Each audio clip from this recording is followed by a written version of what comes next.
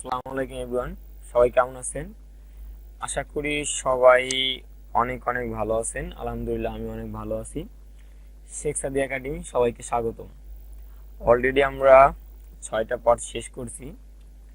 আমরা আজকে 7 নম্বর পার্ট দেখব, টেক্সট স্টাইলিং। ঠিক আছে, আমরা একদম এ টু জেড যা যা আছে টেক্সট স্টাইলিং সব কিছু দেখবো। ওকে, আর যারা আগের ভিডিওগুলো দেখেন নাই অবশ্যই ডিসক্রিপশনে লিংক দেওয়া থাকবে। প্রতিটা ভিডিও দেখার পরে আদারওয়াইজ এই ভিডিওটা আসবেন, আদারওয়াইজ অনেক কিছু বুঝতে পারবেন না। সিলিয়ার মেনটেন করে ভিডিওগুলো দেখেন, আপনি নিজে ভালো কিছু করতে পারবেন, নাহলে হয়তো অনেক কিছু মিস্টেক করতে পারেন। অবশ্যই সিকোয়েন্স অনুযায়ী ভিডিওগুলো দেখবেন।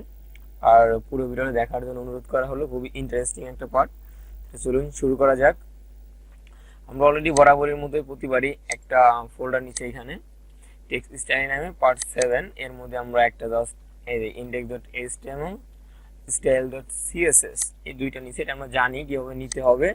এন্ড আমি অলরেডি ওপেনও করে রাখছি ভিএস কোডে। এই যে অলরেডি আমি এখানে টাইটেল দিয়েছি টেক্সট স্টাইলিং পার্ট 7 টেক্সট হয়ে গেছে এখানে, সরি এখানে হবে টেক্সট স্টাইলিং স্টার্ট হিয়ার। ওকে, তো ফার্স্ট টাইম যেটা করব এখানে আমরা সিএসএসটাকে লিংক করাই নেব। ঠিক আছে, তাহলে আমরা কি লিখতে পারি, লিংক ডট সিএসএস। ঠিক আছে, লিংক ডট সিএসএস দিলে আমাদের এটা চলে আসবে। আমরা এখানে এই সাইফ এর মধ্যে লিংকটা দিয়ে দেবো। আমাদের নাম কি, ফাইলের নাম হচ্ছে স্টাইল ডট সিএসএস। ওকে, আমাদের লিংক করানো শেষ।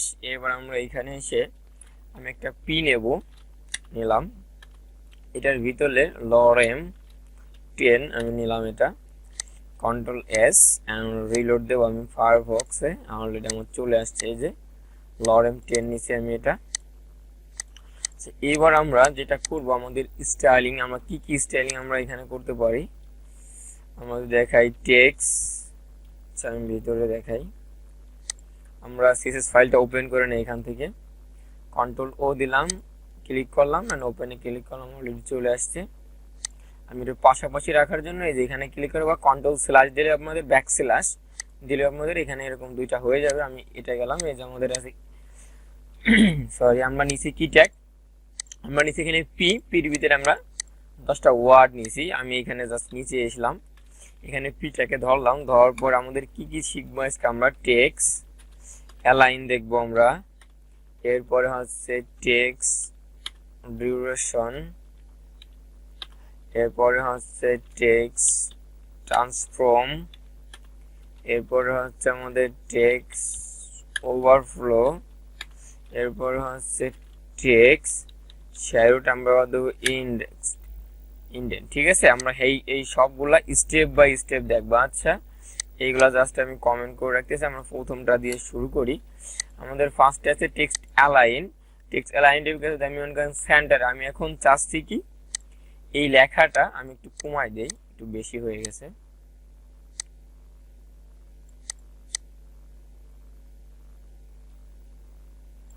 এটা থাক, কন্ট্রোল এস এন্ড রিলোড। ওকে, আমাদের এতটুকু আছে। এখন এই লেখাটা আমি যে সেন্টারে নেব, ঠিক আছে, মাঝখানে যাবে লেখাটা আমার। তাহলে আমি কি করতাম, সেন্টারে, দেখেন আমি বললাম সেন্টারে বা মাঝখানে। মাঝখানে অ্যান্সার কি, ইংলিশ হচ্ছে সেন্টার। তাহলে জাস্ট এখানে আবার মনের ভাষাটা প্রকাশ করে দেন, CENTER সেন্টার। তাহলে কন্ট্রোল এস এন্ড রিলোড, এখানে যায় এই যে অলরেডি আমার সেন্টারে চলে আসি। খুবই ইজি, একদম সহজ। জাস্ট আপনার মনের ভাষাটা ইংলিশে প্রকাশ করে দিবেন এখানে, এই যে সেন্টার। এখন আমি না, আমার সেন্টারে ভালো লাগতেছে না, আমি রাইটে নেবো। তাহলে আমি কি করবো, রাইট বললাম, দেখেন। তাহলে আমি এখানে জাস্ট কি করতাম, রাইট লিখে দিলেই কন্ট্রোল এস এন্ড এখানে রিলোড, অলরেডি আমার রাইটে চলে গেল। খুবই ইজি।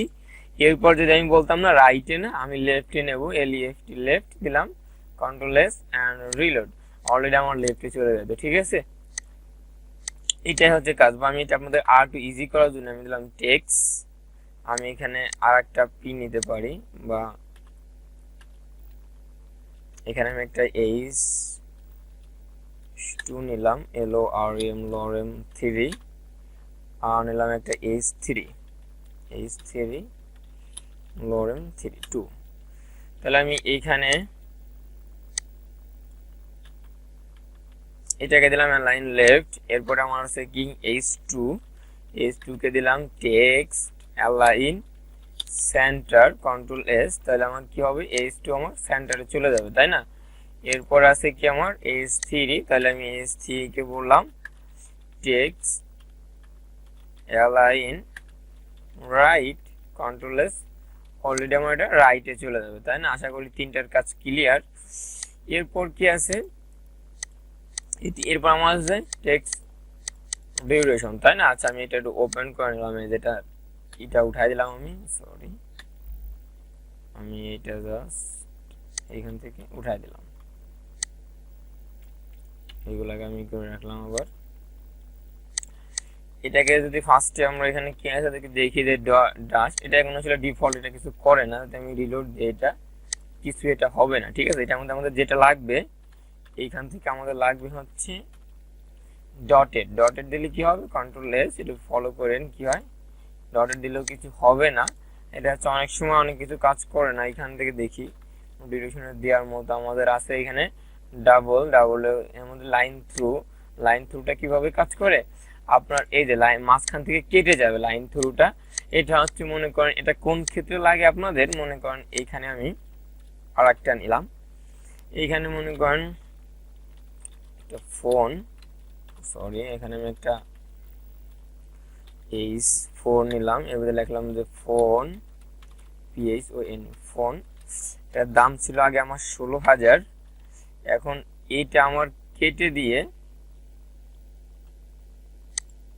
এর ভিতরে আমি একটা পি নিলাম বা স্প্যান নিলাম, আমার দাম হবে 17,000, ঠিক আছে? কন্ট্রোল এস, আমি যদি রিলোড দিলাম এই যে এখান থেকে, এই যে আমার এটা আসলো, এখন মনে করেন এইটা হবে আমার 16,000 1600, যাই হোক এটা দিলাম আমি 17, কন্ট্রোল এস এন্ড হচ্ছে রিলোড, এখানে আমার এই দুইটা আসলো, আমি যাচ্ছি এই 16টা কেটে দিয়ে এটা আমি এই পাশে নিয়ে যাই একটু, কন্ট্রোল এস এন্ড এই 16,000টা কেটে যাবে, এইটা আমাদের থাকবে, ঠিক আছে? বিডি, তাহলে আমি এখানে লিখে দিলাম বিডি, ওকে? তাহলে আমার এটা আছে কিসের ভিতরে, H4, তাহলে আমি মনে করেন এখানে H4টাকে ধরলাম, H4 এর ভিতরে যে আমাদের স্প্যান আছে এইটার আমাদের আছে টেক্সট ইমিডিয়েশন লাইন থ্রু দিলাম, কন্ট্রোল এস এন্ড রিলোড, এই যে আমাদের এটা কাইটে, এখন আমাদের মূল হচ্ছে আগে আমাদের এটা ছিল, এখন আমাদের এইটা, ঠিক আছে? এই ক্ষেত্রে আমাদের এটা ব্যবহার করা হয়, আশা করি বুঝতে পারছেন। এরপর আমাদের আছে এখানে আরো কিছু আছে, আমি একটু এইটার ভিতরে যাই, আমাদের টেক্সট টুর ভিতরে যাই, এটার ভিতরে আছে আমাদের ওভারলাইনটা কি আপনাদের উপরে লাইনটা হবে, এই যে আমাদের লেখার উপরে লাইন হবে, ঠিক আছে? এটা হচ্ছে এটা করে, এরপরে তো আমি নিচেরটায় যাই, এইটাই যাই, এখন এটা হচ্ছে আমাদের H3, তাহলে টেক্সট ডিউরেশন এখানে আছে কি, এরপর আছে ওভারলাইন তো দেখলাম, এরপর আছে আমাদের আন্ডারলাইন, মানে নিচে দিয়ে হবে এটা, যদি আমি এইটাই যাই, এই যে আমার এটা আমাদের এই যে নিচে দিয়ে দাগ হবে, ঠিক আছে?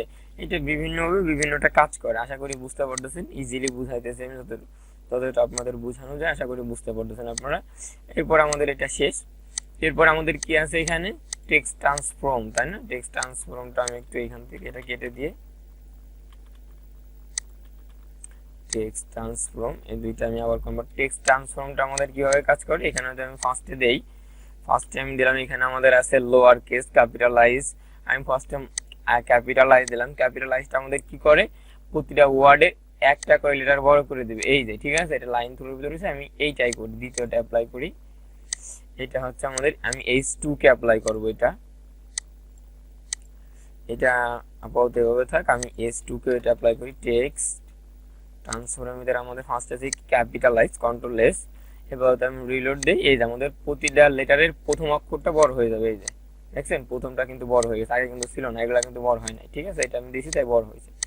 এরপরে যদি আমি আরেকটা অ্যাপ্লাই করি নিচেরটা, এবার আমাদের H3 যদি আমরা অ্যাপ্লাই করি, যে টেক্সট ট্রান্সফর্ম লোয়ার কেস আছে, সবগুলো ছোট হবে, যেহেতু আমাদের সবগুলো ছোট আছে, এখানে সবগুলো ছোটই থাকবে, এই যে, ঠিক আছে? এই যে সবগুলো ছোট, আগে কিন্তু একটা বড় ছিল, এখন কিন্তু সবগুলো ছোট হয়ে গেল, এটা ঠিক আছে?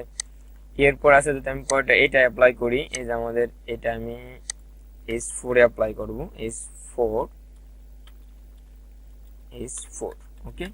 এখানে দিলাম টেক্সট ট্রান্সফর্ম হবে আমাদের আপার কেস, তাহলে কন্ট্রোল এস, আমি যদি রিলোড দেই এই যে আমাদের সবগুলা কিন্তু আপার কেসে কনভার্ট হয়ে গেছে। ওকে, আশা করি বুঝতে পারছেন।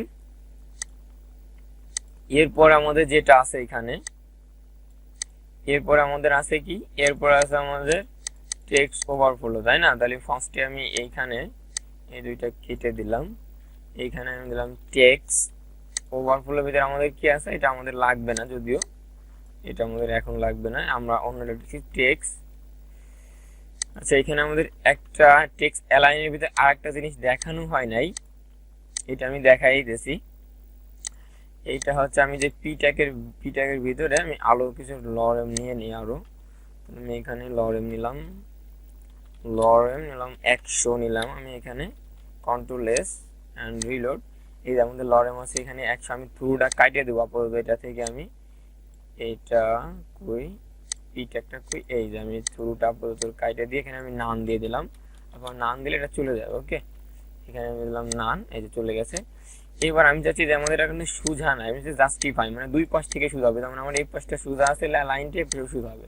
তাহলে আমি কি করতাম, টেক্সট অ্যালাইনের ভিতরে যে লেফটের জায়গা জাস্টিফাই লিখে দিলে আপনাদের এখানে এটা কিন্তু জাস্টিফাই হয়ে যেত, দুই সব দিক থেকে সমান হয়ে যেত এটা, ঠিক আছে।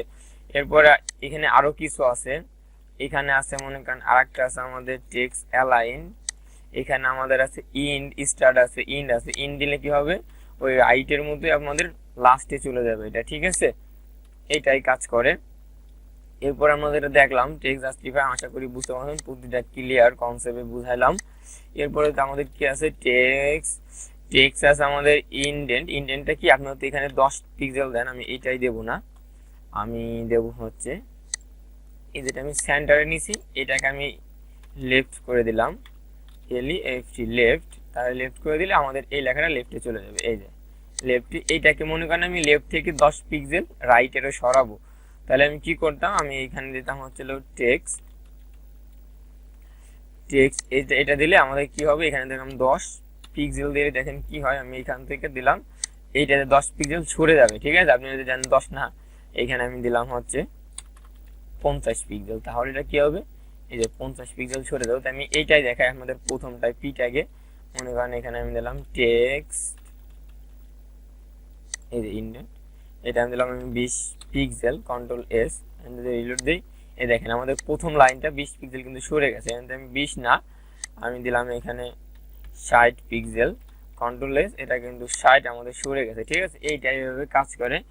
আশা করি বুঝতে পারছেন, আপনাদের ক্লিয়ার একটা ধারণা দিতে পারছি, বুঝাইতে পারছি। আর প্র্যাকটিস করুন, সবচেয়ে সব কথার মূল হচ্ছে যত প্র্যাকটিস করবেন তত আপনি ক্লিয়ার হবেন। কনসেপ্টগুলো প্রতিটা ট্রাই করেন, আমি যেগুলো দেখাইছি এগুলোও করেন, যেগুলো বাদ বাকি দেখাই না এগুলো ট্রাই করেন। আর যারা পুরো ভিডিওটা দেখছেন তাদের অসংখ্য ধন্যবাদ। সেখসাদি একাডেমির সাথেই থাকুন আর প্র্যাকটিস করে যান। এই ছোটো ছোটো বিষয়গুলো নিয়ে আমরা সামনে বড় বড় প্রজেক্ট করার চেষ্টা করবো, তাহলে আপনারা আরও ভালো কিছু করতে পারবেন। আর যারা নতুন, চ্যানেলটি সাবস্ক্রাইব করে বেল আইকনটি বাজিয়ে দিন।